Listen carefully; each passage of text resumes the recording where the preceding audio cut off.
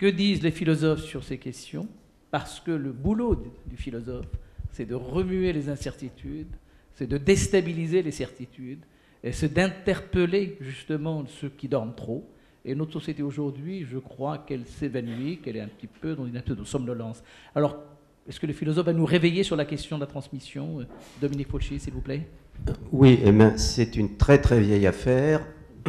Et là, vous ne serez pas déçus non plus. C'est-à-dire que si on savait quoi transmettre et comment, on le saurait. C'est Platon qui nous a plantés. Mais il a tout compris. Ce qu'a dit notre ami si bien tout à l'heure, c'est un doute tout à fait platonicien. Est-ce qu'on transmet quelque chose? Platon a dit non. Le seul moyen, c'est qu'une méthode venue par un médiateur extérieur, dont le type est Socrate, caractérisée par sa laideur, c'est-à-dire que la laideur repousse, c'est trop fort, Monsieur Larsen est au rendez-vous. La laideur repousse le disciple, tandis que la beauté fait le gourou. Pourquoi? Parce qu'il faut revenir en soi-même. On n'apprend jamais rien parce que tout est toujours déjà là et on l'a oublié. C'est une théorie très forte, mais qui repose sur un dualisme entre l'âme et le corps, car s'incarner, ça signifie que l'âme sait tout d'avance et qu'elle a plongé dans un corps qui lui a fait tout oublier. On n'est pas loin de la mystique ici, parce que pour se rattraper, il faudra de la mystique. Et Platon est sans doute un mystique plutôt qu'un philosophe. Comme disait Simone Veil, la philosophe, pas la ministre. Maintenant, que transmettre? Alors, Platon également nous embête en disant, oui, la physique, ça peut se transmettre. Monsieur est physicien, très bien, je pense que là, ça marche. On peut apprendre la physique. Est-ce qu'on peut apprendre la vertu morale? On ne peut pas, parce que ça supposerait que la vertu est science. En revanche, on peut dresser. On peut dresser au comportement.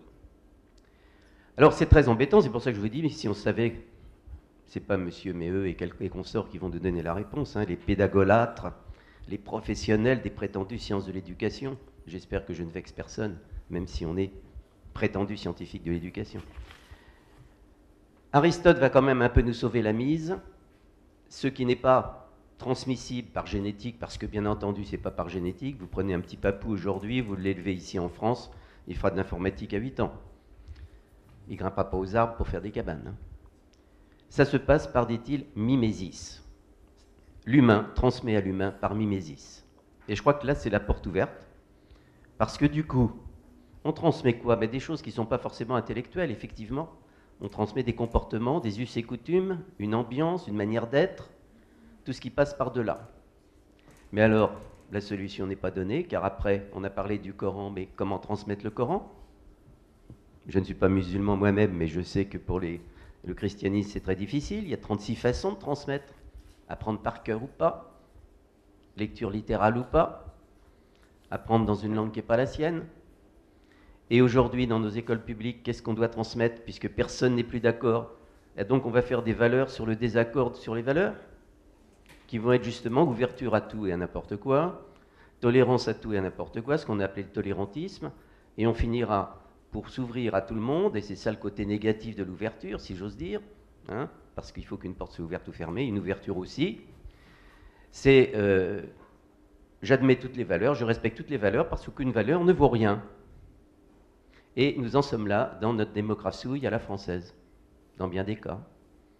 Voilà, j'espère assez provoquer les suivants pour que on apporte quelques-uns à ce moulin.